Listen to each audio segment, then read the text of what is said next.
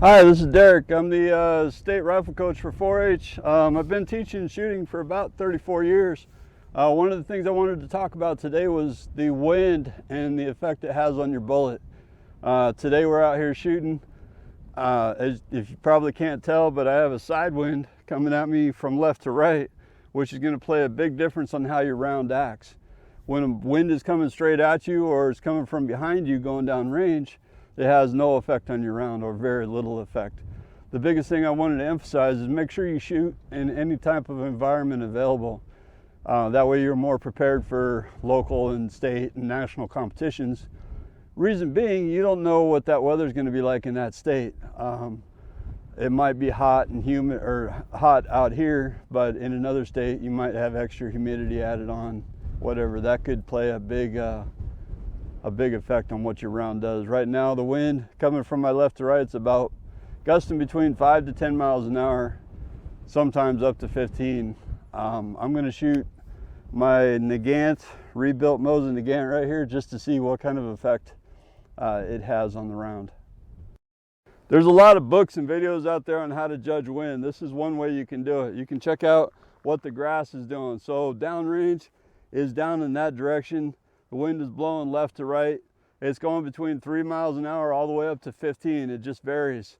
You have to figure out that spot where you want to take that shot, depending on how much time you have for the competition.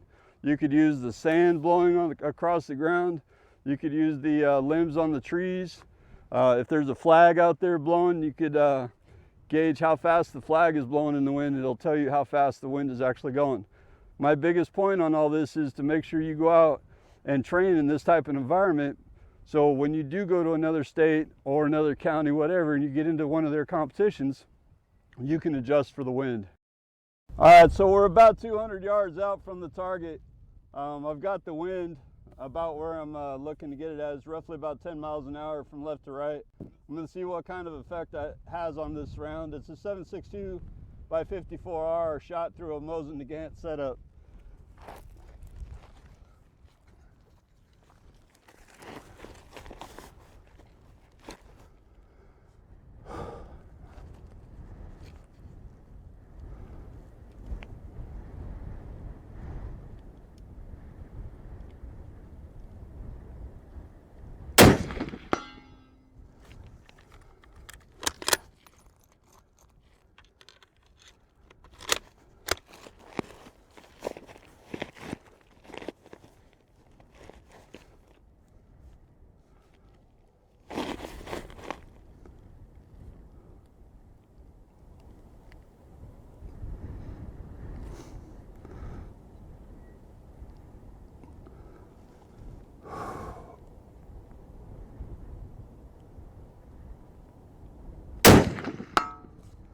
All right, so 15 mile an hour side wind, aiming at the black dot, you can see what happened. It put it over to the side.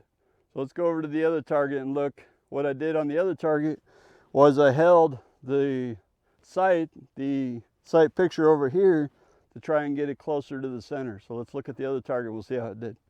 All right, so on this one, I literally held way off to the side in hopes of trying to get it more towards the center. You can see I'm a lot closer to the center, but still not quite where I want to be. This is why it takes a lot of experimenting and coming out and shooting in different types of weather, even coming and shooting in the rain, to give you an idea of what moisture is going to do to your round, or humidity is going to do to your round. It all matters later on. And then keep notes. There's a thing called a dope book out there. It's for actually keeping notes on what your rifle does and how your rounds act. So one of the things I didn't mention earlier was the further out you shoot, 200, 300, 400 yards, you have to make adjustments on your scope. So the reason my round was off to the right and low is because I was shooting from 200 yards away, and I was holding center on the black mark down on the target itself. When you're shooting from long distance, you have to adjust your scope for the difference, or you have to hold over. I'll explain all that later on down the road. Right now I'm back at the 100-yard line. We're just going to do a 100-yard shot. Still got the same side winds off and on. We'll see if we can mimic what we shot in earlier to see where the round places at. This one I should be able to hold center on the black, and it should put it somewhat center on the black depending on how much the wind cooperates or doesn't cooperate. So there's another thing I wanted to talk about real quick while we're talking about prone shooting, is while I'm laying here looking at my target down my sight through the scope, you notice I have one eye looking at the scope, my left eye is open. Reason being, your face is a lot more relaxed if you try and leave both eyes open versus trying to close your eye that is not on the scope. If you do that for a long period of time, it puts a lot of stress on your face. When you get back to your own range and you're out there shooting, give it a shot, see what happens, see if you like it. I bet you'll feel a lot more comfortable with both eyes open versus one closed. All right, so we're back at the 100-yard line. Winds are ghosting between 5 to 15 miles an hour. We're going to try and catch it at about 10 and see if we can put one in the center of the target.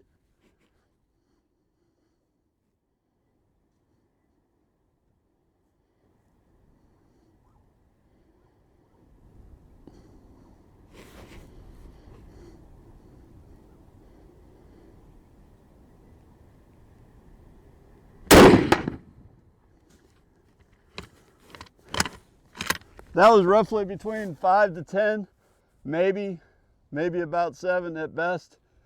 And also I have the berms on both sides to kind of protect me from the wind, so all that matters. Again, training any type of environment available to you at the time. Now I get the 15-mile-an-hour wind. All right, let's go look and see what we got. So this one was at 100 yards. I was trying to get the wind as much as I had when I was shooting at the 200 yards, but the wind wasn't quite cooperating. It was between 5 to 10 miles an hour gusts, but still you can see the effects of what it had on the round when it got to the target. It went off about an inch further than what I would have liked. I was actually holding center, and in reality, because I know what the wind's going to do to the round, I should have held just to the left of the target to put me on center. I've been shooting soda bottles for the last few days. I'll be doing a lot more styles.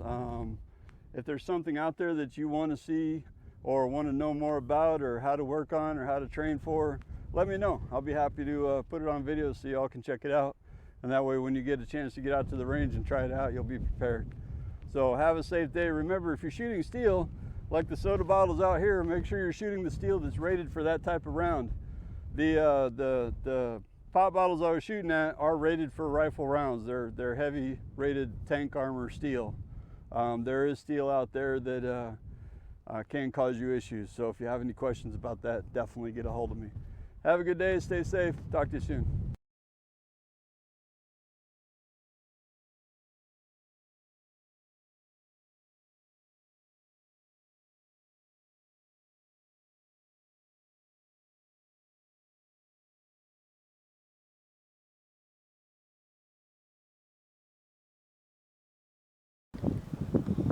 All right, so here you can see how the wind is